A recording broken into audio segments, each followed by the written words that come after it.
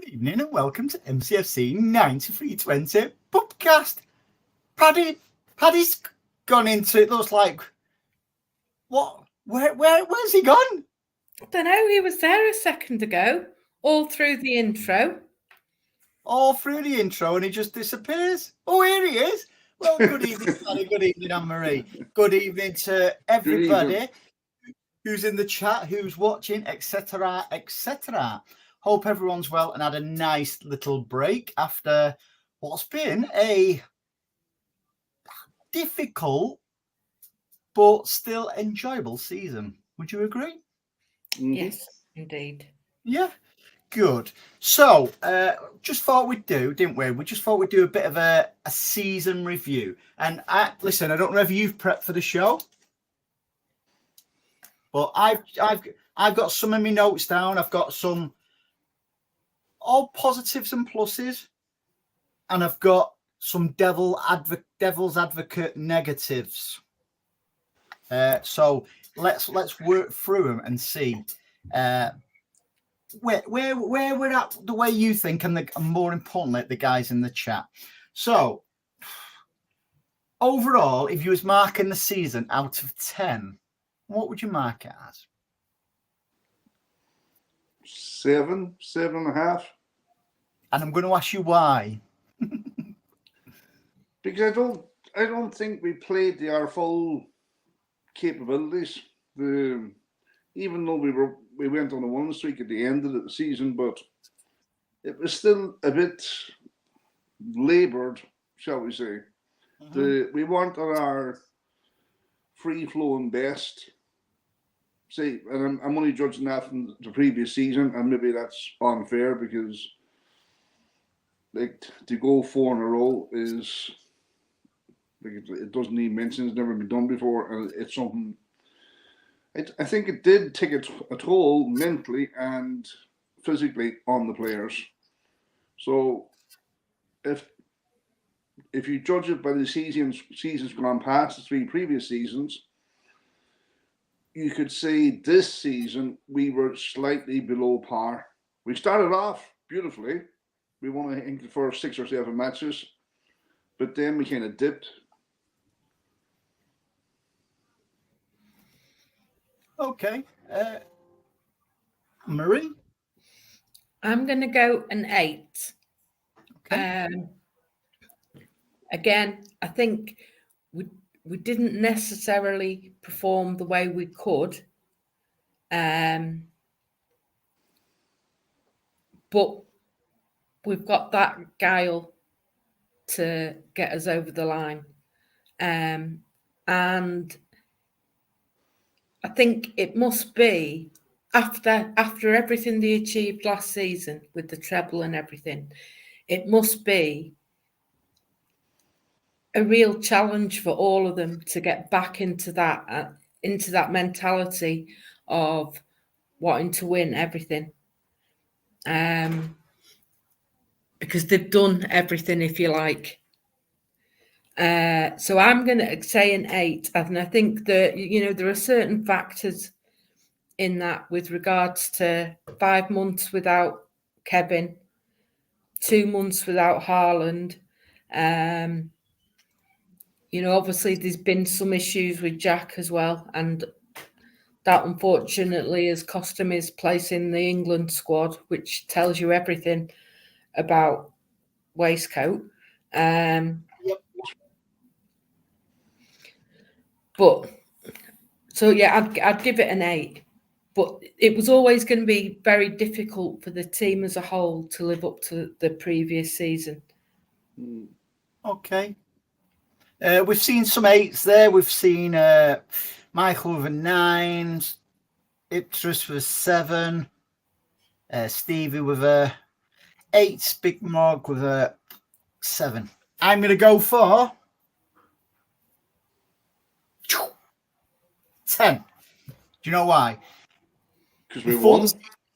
Before the season started, and pretty much every season, my hopes and dreams is to win the Premier League, which I consider the hardest league to win in the world, in my personal opinion. Is a lot. It's so difficult to win over 38 games. Yes, we've had all issues with all sorts of things, which will come to, because you'll have your own ideas. The guys in the chat will have their own ideas. But for me, bread and butter is the Premier League. Don't mean to say I expect us to win it, but it's always my hopes and dreams to win the Premier League, because it's more, for me, it's more prestigious.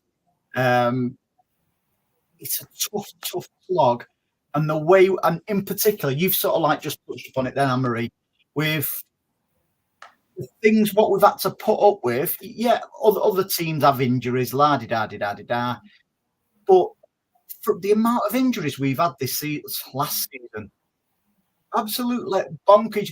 I'm not even going to go through them, like all of them. Ederson, he's had injuries and stuff like that. Like you say, Bruyne out for 6 months, and he still wasn't his best yet. Even towards the end, in my opinion, he did special things for us. He still ran, if I'm not mistaken, the most assists in the Premier League, which is staggering considering. Yeah, we've had Haaland out. We've had various issues, and to still overcome that in the hardest league in the world, I think pretty fantastic, especially. And I thought, and I'll stand corrected. Well, I'll sit corrected. I thought Arsenal had bottled it. I don't believe Arsenal bottled it last season. I thought they fought us all the way, and we were still just too good for them, despite all our woes. See, that's the point, Andy, that I think I've made on the show before. I don't think Arsenal have improved. I think we disimproved this season by, say, 20%.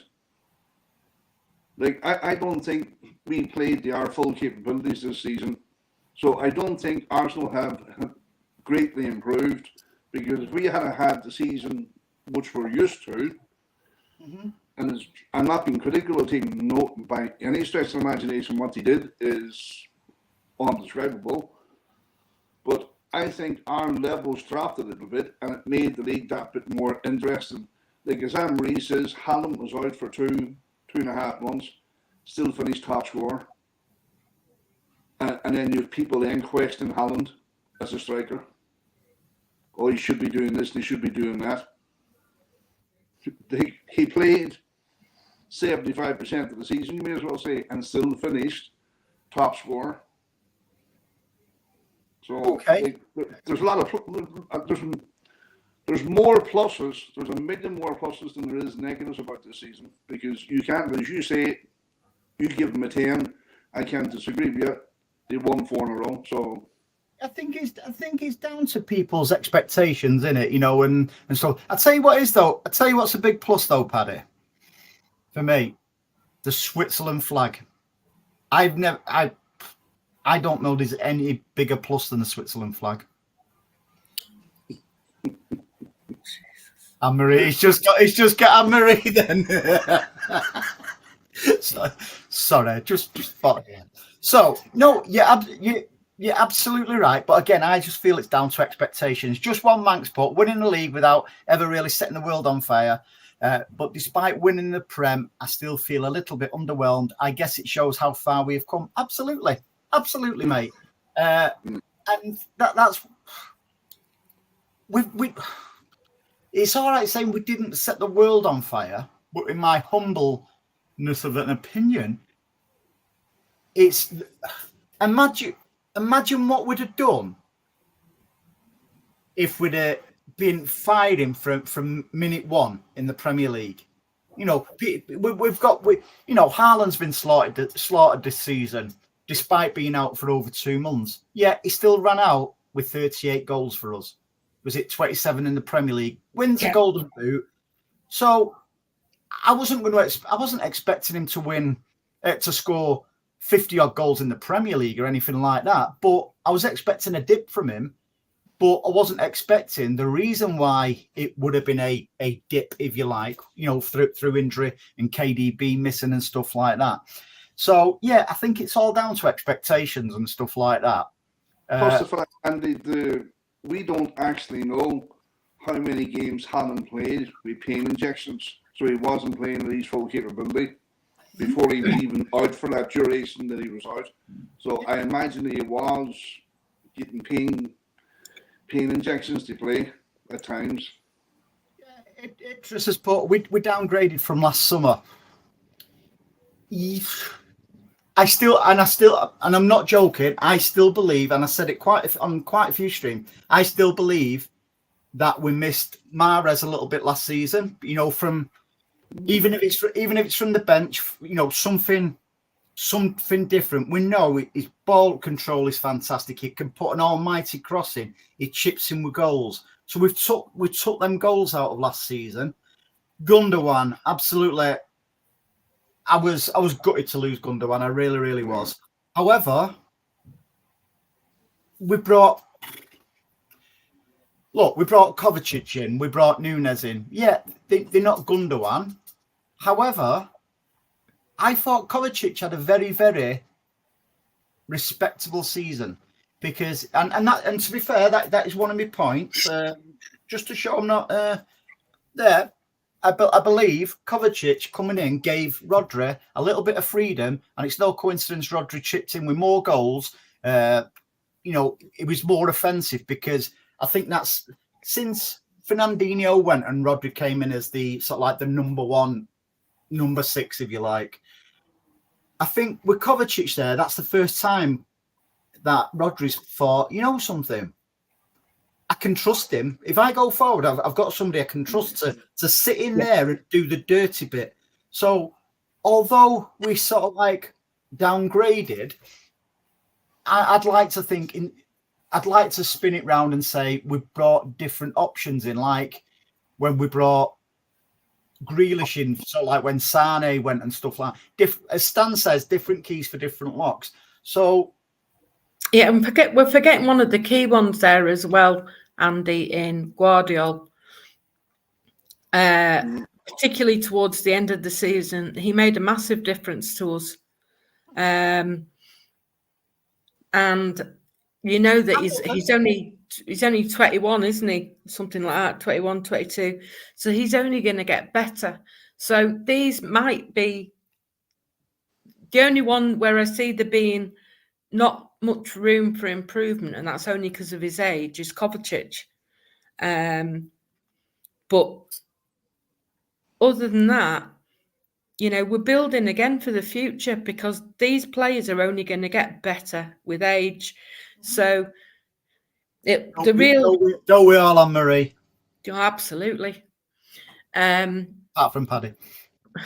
But it'll be interesting to see who we bring in the summer, because I would imagine whoever we're bringing in, they're going to be on the younger age scale than they are They won't have the same issue as us as having to whiz round on the computer trying to find our year of birth.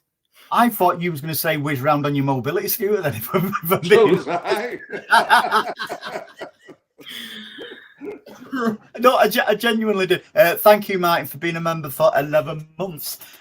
Hope you well, mate. But there is a bit of a transition period, Andy, if you think about it, what Anne-Marie is saying there, like, and what you were saying, like Gundogan going and Mahrez going, and then you bring on, say, Oscar Bob, Rico Lewis, Doku. They learned a lot this season. They're going to be even better next season. Like it's very hard to replace Gundogan and Mahrez, that level of experience and quality that they bring.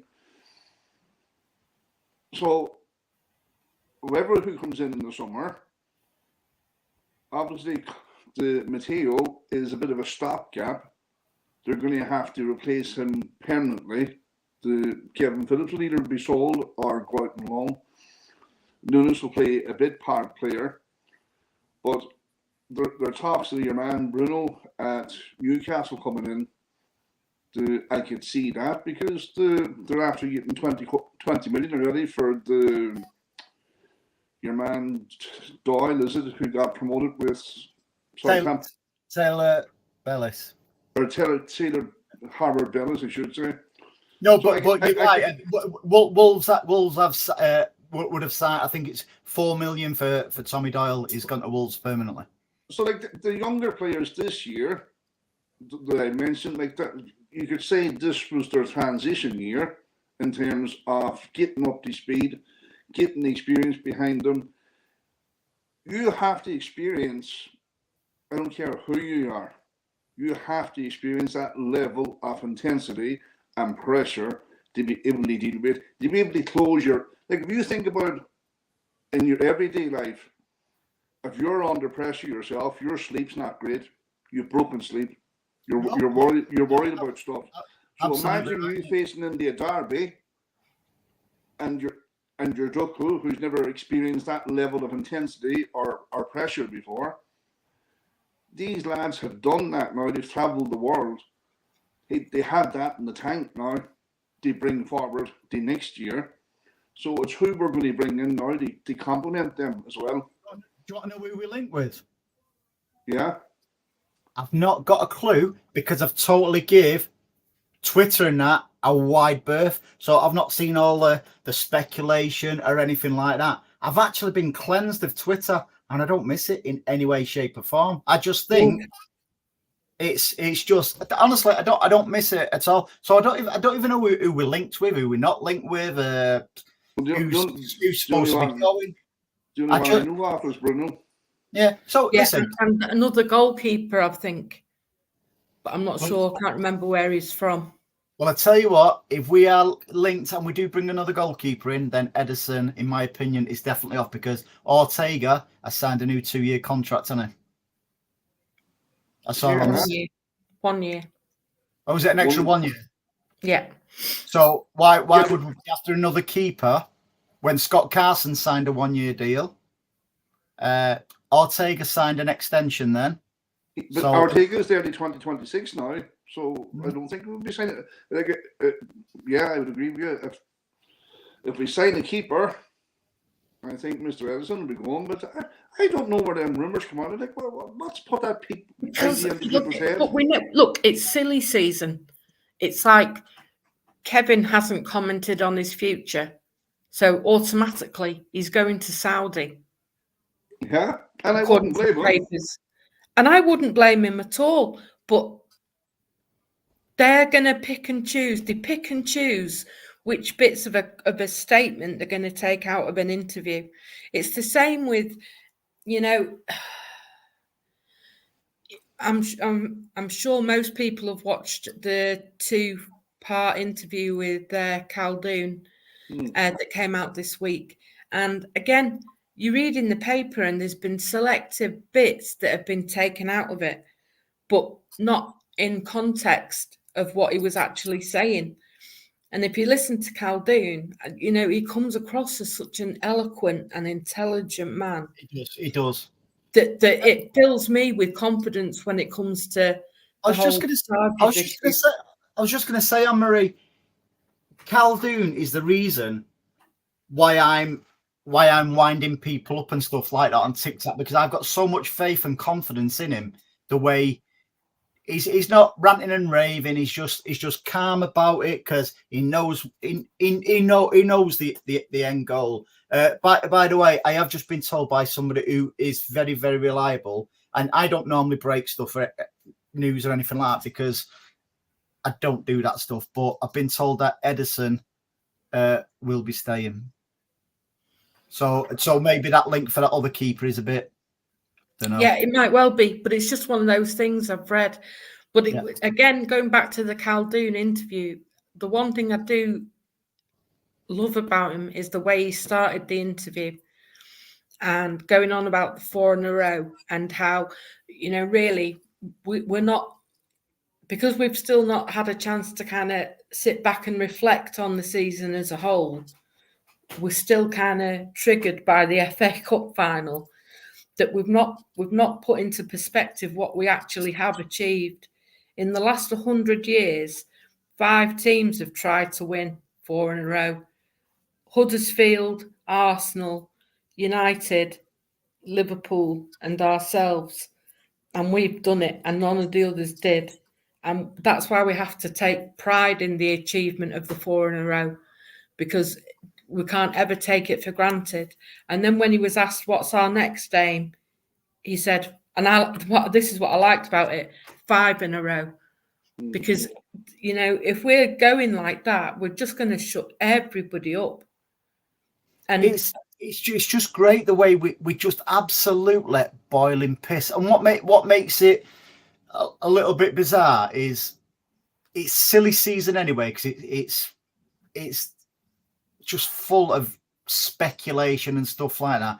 The Euros is, to be honest, even before Jack, I'll come to Jack in a bit because that's one of me downside and not down to him. I'm not really interested in the Euros either. I don't know what it is. Normally, I get myself up for a tournament football, but I think I don't know. I think it's the way the season's gone and all the rubbish and stuff like that. I just don't know. I just can't get myself up for it. I really can't. Part of it for me, Andy, is that it's what the British media are great at doing. They build us up only to tear us down when things go wrong. So as soon as there'll be a bad result, it'll be like the Graham Taylor turnip head, things like that. And with all the hype that there is about this brilliant attacking team we've got, I'm telling you now, we won't make the last 16 of this competition. Well, can I tell you something? As an outsider looking in, and I have no interest in international football, and this is coming from an Irishman. When Waistcoat took Manu, or whatever you call him, and Terence Trent D'Arby as a midfielder and left James Maddison and Jack Grealish behind him, I thought, you must be fucking mentally ill. And then to take Luke Shaw as a left back who hasn't played since February and is still technically injured. The man's thick. It beggars belief, and and to be totally fair to City fans as well, even when Calvin Phillips wasn't getting in our side, just scraping the bench, and he was picked for England, even City fans were like, "What's Waistcoat doing?" So I've just got not. I probably would get myself up for it if it was a decent manager there, and he wasn't clueless. Our only hope is he does go to United. I'll tell you one thing for certain, sure. England in the Euros has the best team, but they don't have the best manager. No, absolutely, they're not taking the best team with them. Because I'm repeating myself, he's taking that Manu, whatever you call him, and Terence Trent to play in midfield. And he's leaving me home Maddison and Jack Grealish. 2 first-team starters in most teams. You imagine what Pep would do with that team in the Euros? Oh, it's not fucking nice, be unbelievable. And I think that just shows the difference. Right, let's come on to some pluses for our, because at the end of the day, it's our season review. One of my plus points is Gvardiol. I'd say second half of the season. I just thought the lad, and this is what, and in my opinion, this is where Pep is very, very clever. He'll dip players in and dip them out, and he has them on the bench just watching exactly what he wants from them when they do either start or when they come on. And listen, everyone's saying Gvardiol, is a centre back. Gvardiol, in his own words, he prefers to play on the left side, sort of like left back. But the way he wasn't just a left back, was it? He just did not just the goals he chipped in at the back end of the season, but his general play was staggering. He just seems to go, I've got it now, and that's going to leave us in good stead for next season. That absolutely, and it's like we said all the way through. It takes time for some of these players, because it's not easy to walk into a Pep team and get it straight away. So the fact that he has got it now towards the end of the season, and even to some extent, I think when you watched our last few games, and Doku's starting to get it a bit more. if he'd have been on a bit earlier in the cup final, who knows what might have happened? Because players don't know what to do with him. How do you want to do this? Do you want to go through all the pluses? I said something else, didn't I? Just before you do that, Andy, and I'm going to get 40 pieces here for saying this, and I don't mean this in a disrespectful way whatsoever. Looper show. But I do think, right, just what you two have outlined there, I do think Pep gets a little bit too much praise because, for the following reason, Vardiol, Doku, all them players that he's brought in, they obviously have an unbelievable football intelligence to be able to take on board what Pep is saying and execute it. And not all players can do that. And that's why, yeah, Pep deserves, he's a tactical genius. But sometimes I think the players don't get the credit because the intelligence of them to be able to execute the plan, like John Stones, the inverted kind of centre back, the Guardiola. People say he's a centre back, but if you actually watch his interview, it's on the Man City website. Watch his interview with Matteo, and they're talking about how he grew up. He grew up on the left-hand side of the pitch. There's no mention of centre back. He played every position on the left-hand side of the pitch, but all of a sudden, Pep is a genius because he turned it from a centre back into a left back. But you're not forgetting something there. It's actually Pep who has these ideas for the players to implement them. And a perfect example for that, mate, for me is, and he never gets enough credit, is Akanji. Akanji, his intelligence is on a different level. But that's what I'm saying. That's what I'm saying, Andy. Like, no, like, say, think for yourself. If you had, say, 10 people, 11 people working on you, and you had an idea, you might be the most cleverest person in the world. But them 11 employees under you, if they're not able to take your ideas on board and execute them, you go no further. Thank you, Elliot, mate. Appreciate it. You know? So, like, the players that Pep has, and it just shows that he's not buying them by accident, they all have fucking high IQs. Do you know what I mean? They're able to take a plan, what Pep wants, and then go out onto a football field and execute it. Like, them boys could blindfold themselves and pass the ball, and they know who's going to be where. Yeah, it's for me, and a perfect example of that, and you are right, mate, is Rodri. Have you noticed Rodri? He doesn't go looking for the ball. The ball comes to Rodri. It's just one of them things, what happens. Okay, we'll do the pluses and the negatives together, because that's probably the best way, because then we won't finish on negatives, will we? Somebody, I think it was Martin, just let me so yeah, here it is. Martin says, I'm glad Jack isn't going. He gets a proper pre-season now and can fully focus on the new season for us. See, yes, but, and again, not going to the Euros, that is another one of my points. So I'm not just going off comments what are there straight away.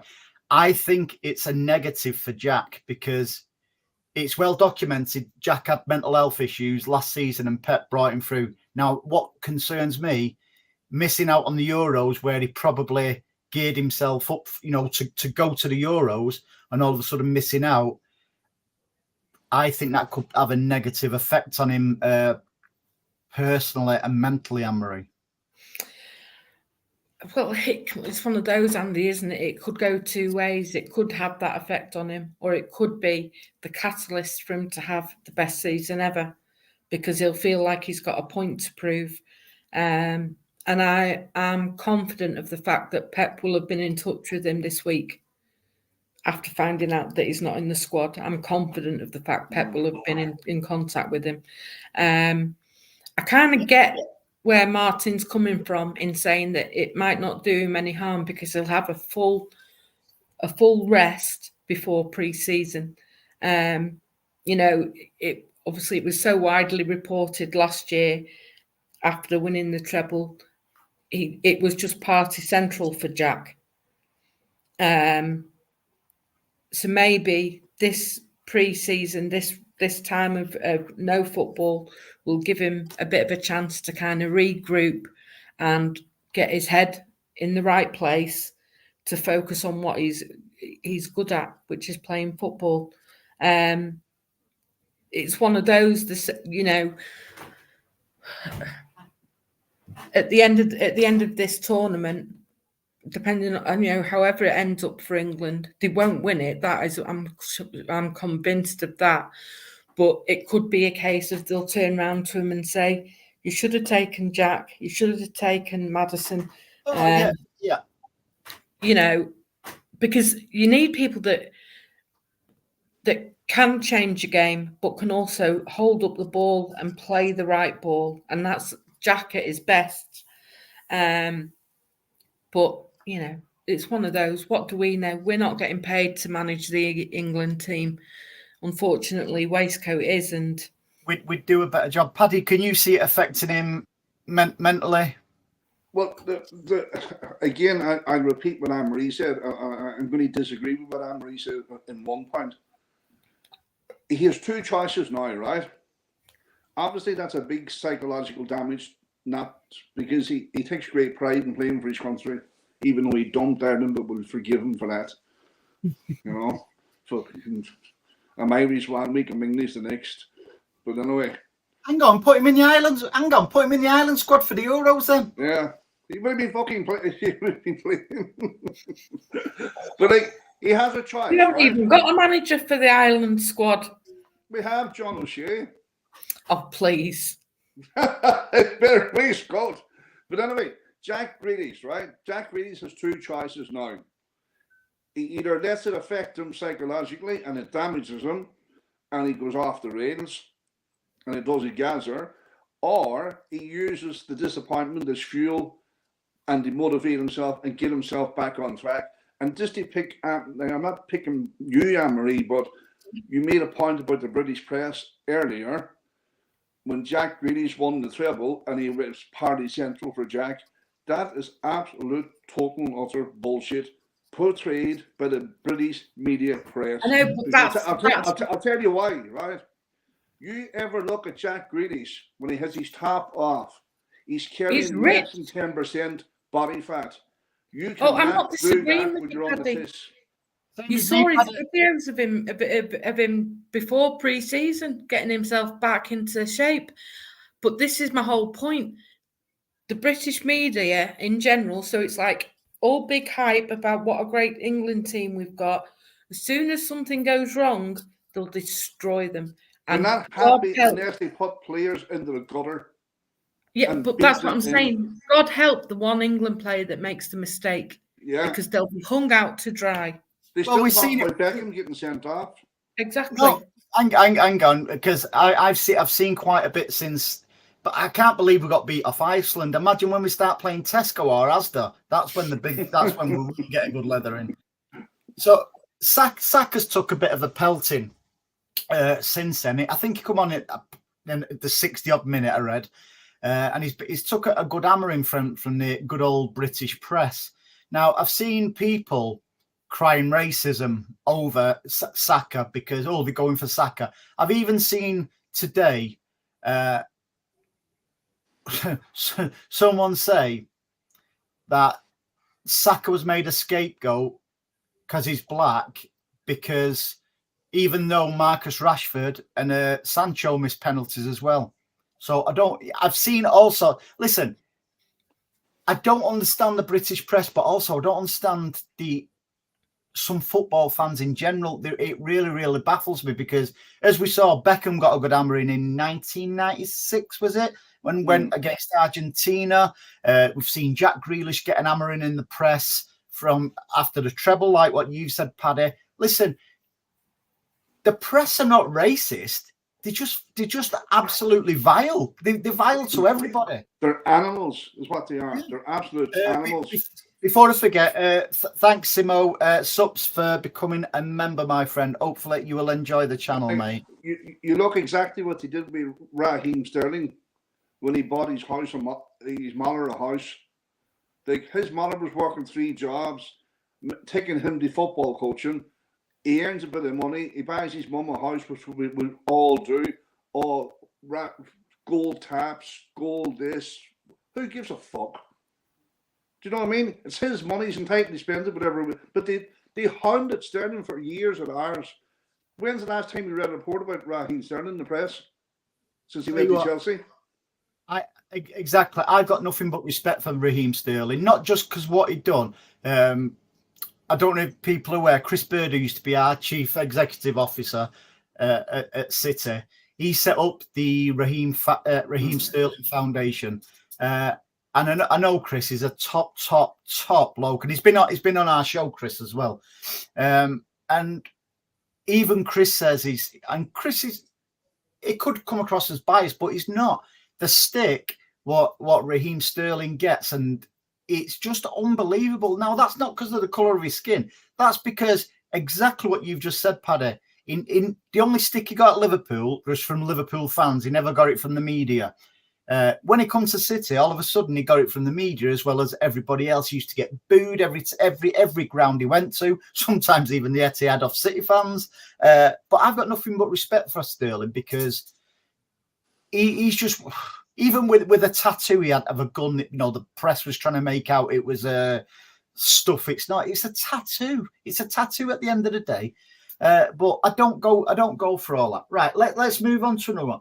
From another positive for me is Doku, and I'm only going to say the last 5 or 6 games, when the lad, he seemed to twig that it's okay trying to take somebody on, but if there's nothing there, just keep hold of it and pass it back.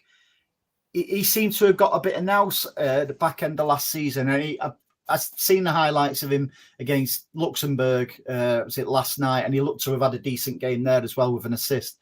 So that bodes well for next season, because I was one of his biggest critics last season, because of I used to say every time I watched him, he'd give me whiplash, because I'm like that watching him, I'm like, bleeding hell, just calm it down. He was like an headless chicken, and I'm going to put him down as a positive right at the back end of the season, because I thought even when he started, he looked very, very comfortable. And that's just, again, is that a case of what we touched upon earlier, where Pep had him on the bench and saying, right, this is what I want.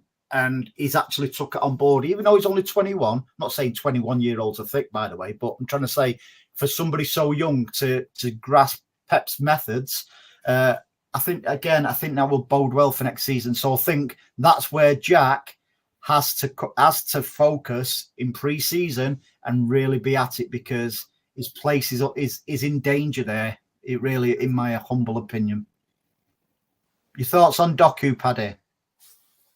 I think not the last 10 games he has learned to manage the chaos. Mm-hmm. He knows. He was like a scattergun approach at the start of the season, but now he's more like a sniper. He knows now when to fire and when to recycle. And that, as a defender, then you don't know what he's actually going to do, because you don't know if he's going to go to the byline or he's going to recycle the ball, which is good.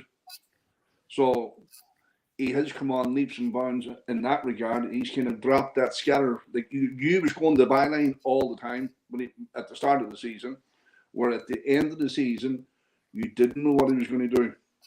So he's learned to manage the chaos, and that's down to Pep. You know what I mean? When to go and when not to go. Marie, 6-day blues point. It's worth remembering that Pep plays Grealish in a different way than Southgate does, yet that crayon scribbling media don't see that, just saying. Well, there's a point there what Stevie's made as well, Anne-Marie. Now, again, I've not seen this because I've given social media a proper wide berth. Was he seen in an Irish kit, Grealish, afterwards? No. I genuinely don't seen it. No. If that was true, I haven't seen it. If Jack Grealish was seen partying on an Irish shirt after being dropped by waistcoat, you could paper the walls with photographs. Exactly, it'd be all over the papers. No, I tell you what. Even though I'm an Englishman, obviously used to a knot, I would have found that absolutely funny. I wouldn't have actually been offended. I'd have found that a bit of a giggle. Anne-Marie, Doku, what's your opinions on him last season? And it's honest opinions. You know, I'm quite happy to. Is I always felt there was something about him because there was that uncertainty that you never quite knew. Defenders never knew what he was going to do, and like you say, as the seasons progressed, and particularly, you know, the last few games, he's kind of developed. And he's got the knack now of not necessarily going for the goal all the time. But, you know, he knows to pass the ball or when to pass the ball. And even if you look at the Tottenham game, getting that penalty towards the end, you know, just through a bit of intelligence, really, to go at the defender. I think it's a really positive sign for next season. I think him and Guardiola have got a good relationship, a good understanding of each other on that left-hand side. As Ake and Jack. Yeah.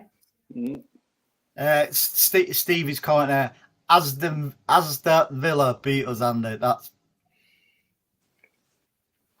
We'll give you that one, Steve. That's a good one. I like that, Steve. I like that. Tom says media in this country are disgraceful. Yeah. Thank you from Doors to Doors. Great show, by the way. Thank you very much, mate. Yeah, so I think it's going to bode well for next season on that one.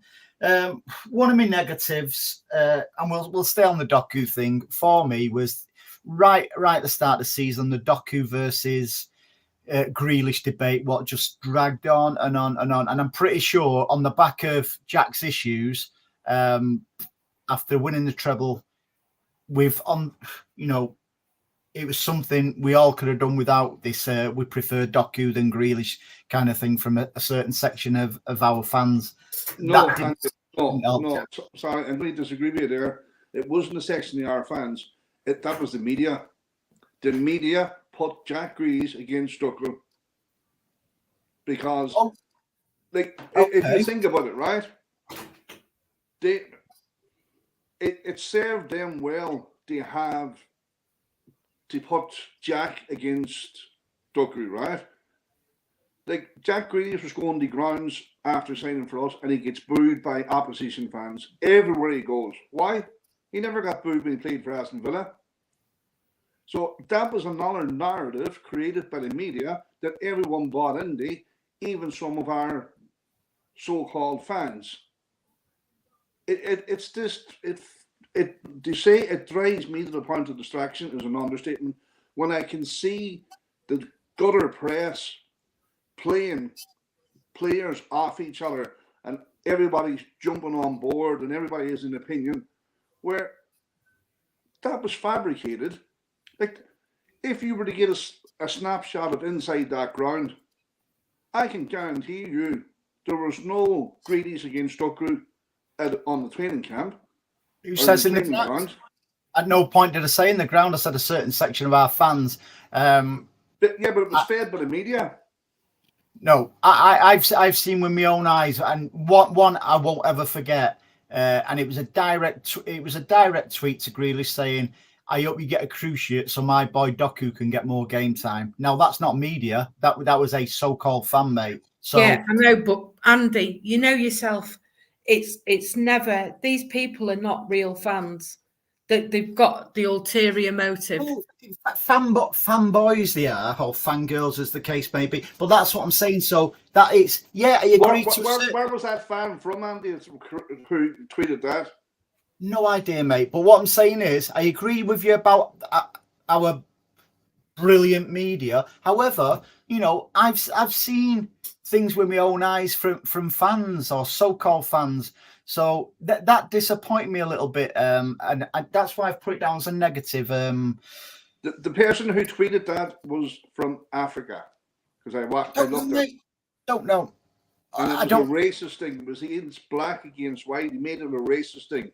And that's why he wanted Grealish injured.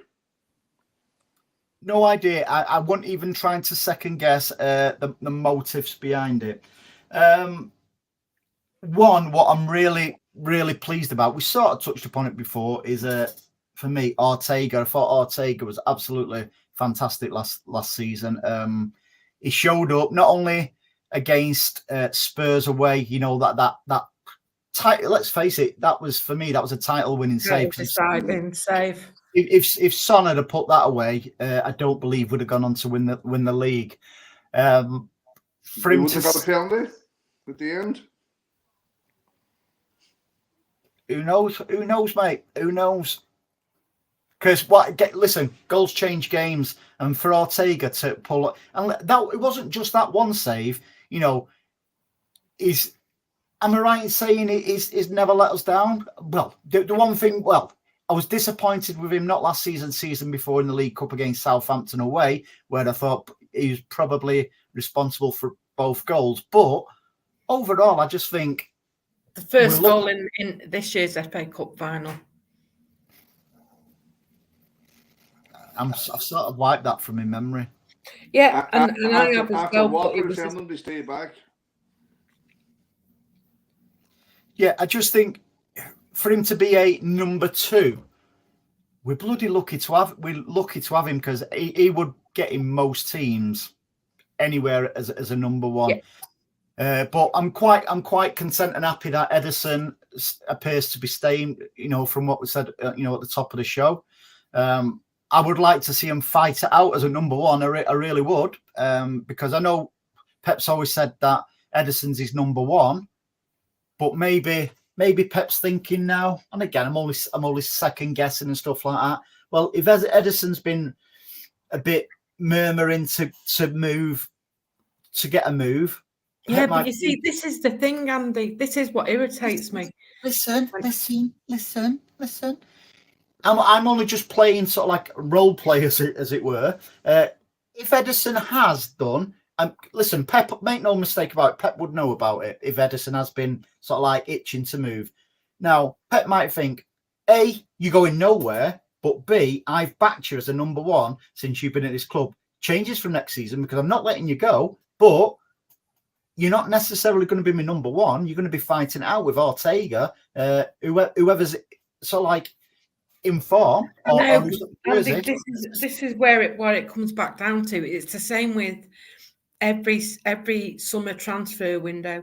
We're linked with Bernardo going, except I've heard nothing about that this season. And I would say that the majority of times it's papers. Again, it's the media, because it's that time of the season where it's all gone quiet. They've not got anything really, although we've really put the cat amongst the pigeons in this last week. They've not got anything really to print. So they're going to make up stories. It's this, it happens. It's this the same way as if you believe the stories coming out of the rag side. Fernandez is going to probably go to Munich. Well, I don't believe until I see something on the City website. I don't believe it. Say what, if Fernandez goes to Bayern Munich, that's going to put Rent-A-Kill out of business in Manchester, isn't it? Of course it is. But I tell you one thing I will say, Andy, is Ortega could have went and been a number 1 somewhere else, but he knows, like the rest of them know, that they're not going to have the success they have with us. Plus the fact there's very, very healthy competition throughout that squad. So everybody's vying for a place. But there's one thing that's not in that squad, and that's egos. There's no ego in that squad. So they all know they're all playing for their place. Like, Nunes is happy to come in, come out. Rico Lewis is happy to come in and come out. Oscar Bob is happy to come out. Same Matteo. I wouldn't say they're happy to, because they'll want to be playing, but I could only assume that they realise that it's a squad game, and Pep very rarely picks 11 all the time, apart from not even last season, back end of last season. The season before the back end of that season, he stuck to a solid, reliable 11, if you like. But so these players, I wouldn't say they're happy to dip in and out. I think they accept that they will get their time, pretty much as much as it's a bit like Foden. It's a bit like Foden. Foden was, if you read again the papers, he should go out on loan, he should do this, he should do that, and yet he was patient. He trained with the first team, learned and took as much information from them as he could, and waited for his chance. And he got his chance, and then he was rested for a bit, and then he got another chance, and he was dipped in and out. And I see the same with Lewis and Bob, because then they've seen the rewards of being patient. So I think that's very much going to be the case with them this season as well. And I don't think, Andy, that you can mess around with the goalkeeper. Like, you have to pick a number one and go with that keeper.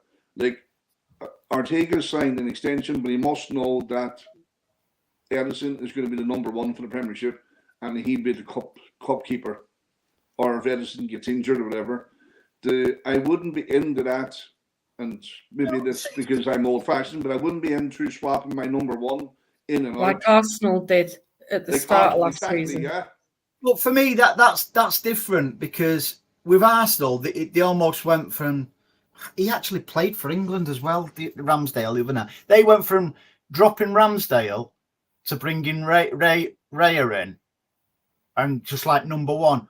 When I say I'd let them fight out, whoever's got that jersey, for me, should stick with the jersey until they either out of form, injuries, or whatever. And then if that second keeper comes in, it's his jersey then until exactly the same. Right, pick your number one now. Get off the fence. Pick your number one for next season. Edison. Right, there you go. But listen, there's all kinds of factors within that, though, isn't there? Unless Edison breaks his 2 legs, Edison is the number one goalkeeper. Okay, then. So let me ask you this then. No, I'm not saying you're wrong, by the way. So Ortega played the last few games. Listen, forget the effort. I'm not. That was down as a negative. Well, we're not going to talk about that anyway.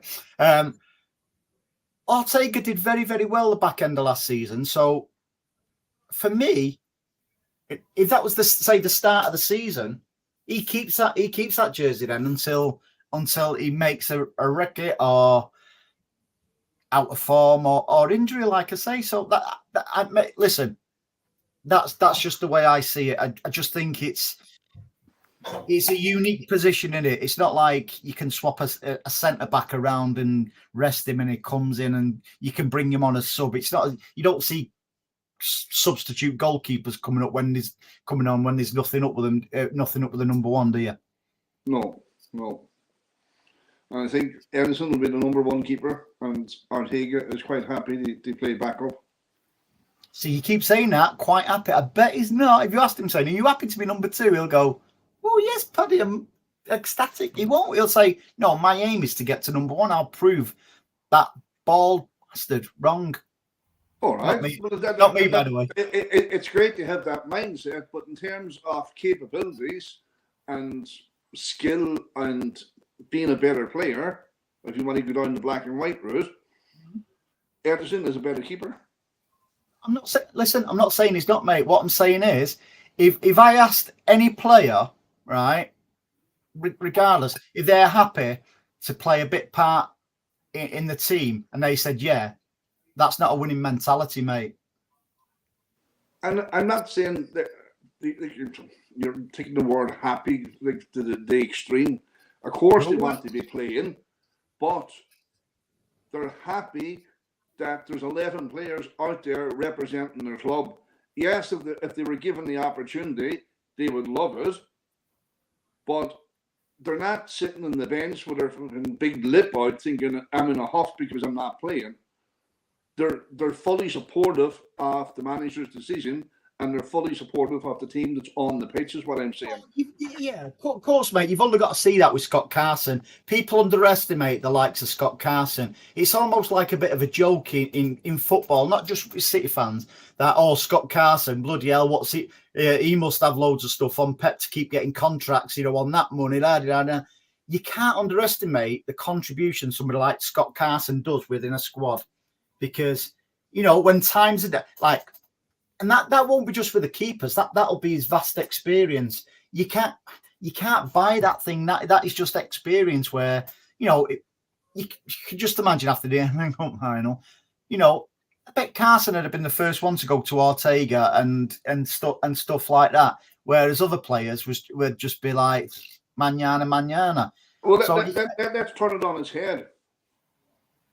Imagine David Silva was kept on. But he was kept on to kind of nourish the likes of the next Foden coming through from midfield, because Foden learned most of his skill off Silva.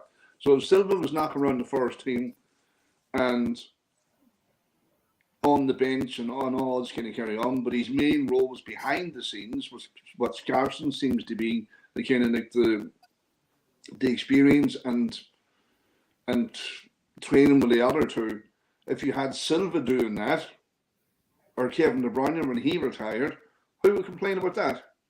We sort of, in a way, mate, we sort of seen that, aren't we? Because listen, let's make no bones about it. We sort of like seeing the endish of Kevin De Bruyne now, aren't we? So yeah, it's not great to see and stuff like that. However, it's different for, say, a De Bruyne or a David Silva than it is for a Scott Carson, because Scott Carson won't be expecting to play because of A, his age, and B, is effectively the third choice goalkeeper.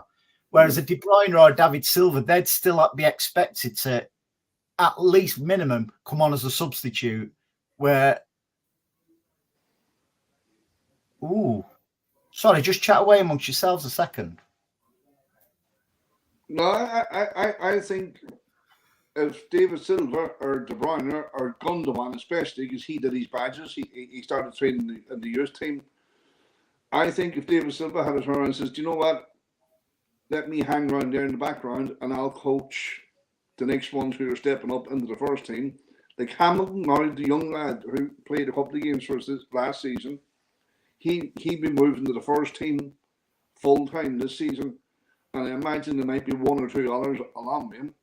So if you had David Silva or Gundogan hanging around, showing them the ropes, like the way David Silva took Phil Foden under his wing and showed him, like, look at the way Phil Foden takes the ball.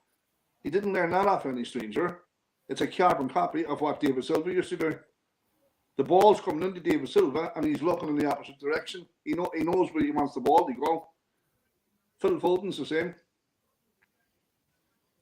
So if you had them in the background showing the young lads, if they were happy enough to stay, I mean, obviously they're not. But like, you'd have no complaints off any fans. Not anybody's complaining about Scott Carson. I think Scott Carson plays an integral part, even for the morale aspect of it. Absolutely, Paddy. Okay, I'll throw one out to you now, what I consider a plus as well, and this might be a bit. Alvarez, I consider him a plus this season because people will probably remember him sort of like not getting a great deal of game time back end of the season. The reason why I'm going to put some respect on him is when Kevin was out, when Haaland was out, he chipped in with some absolute crucial goals for us, whether it was a free kick or whatever. Alvarez. Let's talk Alvarez, Anne-Marie. I'm not quite as convinced of him being a plus as you are, Andy. I think he did okay while they were out, but at the same time, I think you then have to you only need to look at Foden. Foden got 20 goals in the Premier League this season. So I think he was as influential in that time as Alvarez was. And I think towards the end of the season, yes, he didn't get as much game time, but when he did, I don't think he was at the races. That's my honest opinion. I don't think there should be any discussion around Alvarez. I don't see any unhelpful negative things that you could attribute to him. Again, he's at the mindset that he'd be playing second fiddle to Haaland. He shows up, he does his best, he scores goals in an important time. I don't even know why he's been considered as a plus or a negative. I just think he's 100% plus. Just what pass me condolences as well. That's the news I was getting in. A mate of mine, huge City fan, Alan Kinsey's passed away this afternoon. Wow. Rest well, mate. Rest in paradise. Hey, short sign of getting old, that innit? Yep.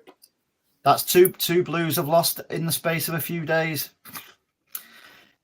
So cruel sometimes. Anyway, so yeah, Alvarez. I just think he's been phenomenal. Not phenomenal. That's probably overhyping it, but I think he's done his job. Yeah. He really has. But like you touched upon there, Foden, he's down as one of my pluses as well, Paddy, where he's just, I think he's deserved Premier League Player of the Season, and I think all the accolades what he's got this season, I think he truly deserves it. The way he's just knuckled down. Let's not forget, he's a midfielder, scored that many goals. He's played on the left, he's played on the right, he's played in the middle. He's been bit of a traveller, a bit of a gypsy, and he's not had a set position. It's only now where he's starting to get recognised as a proper number 10.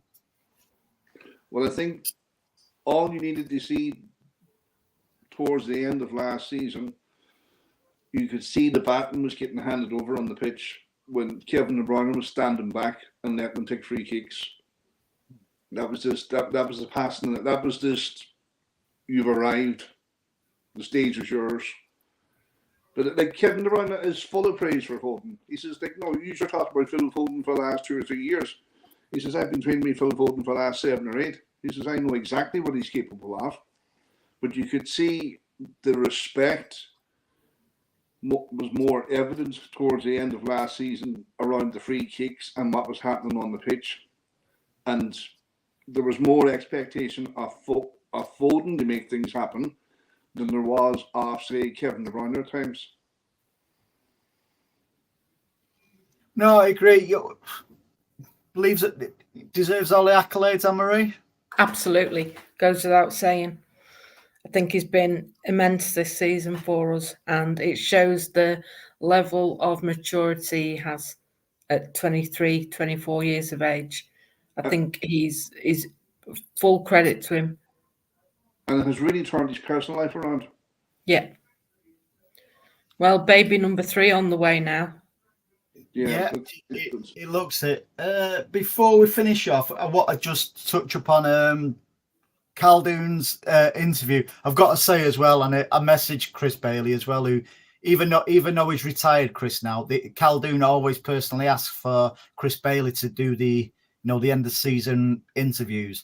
I just think the way Chris conducts them interviews is absolutely fantastic. I'll try and get Chris on the show one weekend as well, because he's a top fella.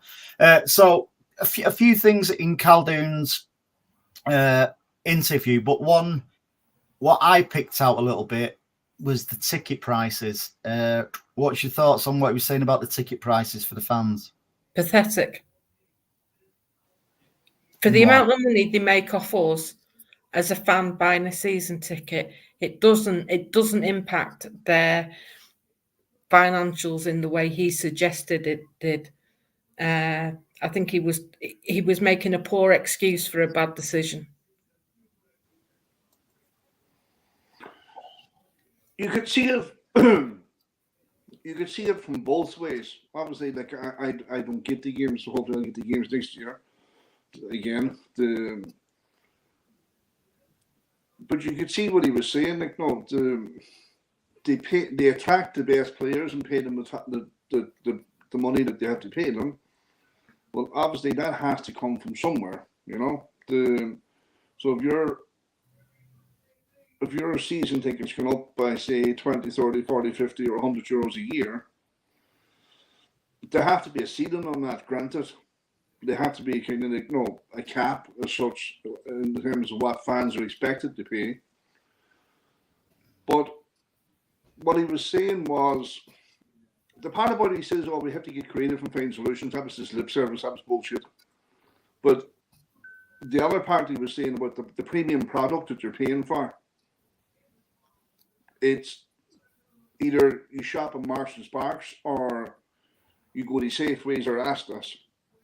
Do you know what I mean? Like, so there have to be a bit of give and take. It can't be all don't do this, don't do that. Of course there does. But we've consistently had price rises on season tickets, and we're in a position where even if you just take the area of Manchester that our stadium is in, it's not one of the most affluent areas. So you've got fans from various places within Manchester that are being absolutely hammered by this cost of living crisis. You know, you only need to look at how much it costs to fill your car now if you wanted to drive to a game. The increased cost of just even when you get to the game, the stupid money you're having to pay for a drink, or if you wanted something to eat. I mean, it's all so over the odds, it's unreal. And then you've got the cost of your ticket as well. And that's, and then you've got, if you've got kids, they're going to want to go to the souvenir shop. That is not cheap. Shows how old you are, don't it, calling it a souvenir shop? Well, that's what it was always called at Main Road, wasn't it? Wait, what's it called now? Club shop. Yeah, club shop. So, Steve Black wants to know, to the 3 degrees above, who do you think is going and who might arrive? I think we might do a speculative show on that. Maybe next week. Yeah. Yeah. Although it is Father's Day next week, Andy. Oh yeah, and I'll be on my way back from Benidorm again. Oh okay. God, black button God again. What day are you going? I go on Wednesday. Oh, yes. I'll mute. When are you back? Sunday. I think I need it after the past few days, mate. If I'm being totally honest, but yeah, safe enough to unmute you Sunday night about 9 o'clock. Will it? You'll be back. Well, it doesn't have to be Sunday. We can do it Monday or Tuesday or whatever, can't we? Yeah. What about happening tomorrow? Yeah. What do people understand about this arbitration that starts tomorrow for 2 weeks? You see, I was going to dodge it because I'm sick of hearing about it. That I'm the one. No, but you need to kind of educate the thicko in the room, if you like, as to what this actually means and what are the implications of it. Because I don't fully understand it. Well, with all the rival fans, it brings me to something I've always been told, but I don't always adhere to it, as Paddy will tell you and you will, Anne-Marie. It's never argue with an idiot, because they'll bring you down to their level and they'll beat you with experience. There's nothing going to change, Anne-Marie, either way. Well, if City, they've brought in this rule, right? So any companies associated with Manchester City, or the owner of Manchester City, Mr. Sheikh Mansour. If they do a sponsorship deal with Man City, say for 300 million, that then has to go in front of the Premiership Board. And if they turn around and say, that's overinflated, that deal is only worth 150 million, well, that's all they can get sponsored for. So they are dictating. Who are they to judge? Who are they to judge? But you see, that's why we're taking the case, because they can't dictate what another company, regardless who they're associated with, what they invest in us, or what they value their investment as. Like, it's like Dragon's Den. Like, somebody goes in and want 75,000 or 75 million for 2%. You know, that sort of a thing. They're going to judge not who can invest, but the value of the investment. They're going to critique that. So if somebody wants to put in 500 million and they deem it's only worth 300 million, they're going to block it. And that's what City are taking the case against them. Is this not going to then impact on the 115 charges? No. Yeah, it will. Ultimately, it will. It will, because if we win this, then it must knock out most of those charges against us. But what you're failing to understand is Man City, up until February, has voted in favour of all them introductions. This additional extra now that they've added, because Newcastle have been taken over with PIF, now they've added this additional extra bit on, and that's the only part that Man City are objecting to, nothing else.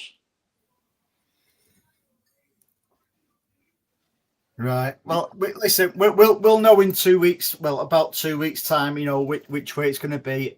Listen, I can only be optimistic for City to actually go at the Premier League like this. And let's not forget, for months, if not over a year, we've been pro going after the Premier League, haven't we? So I'm just glad we are actually. If this goes in our favour, it blows the Premier League out the water.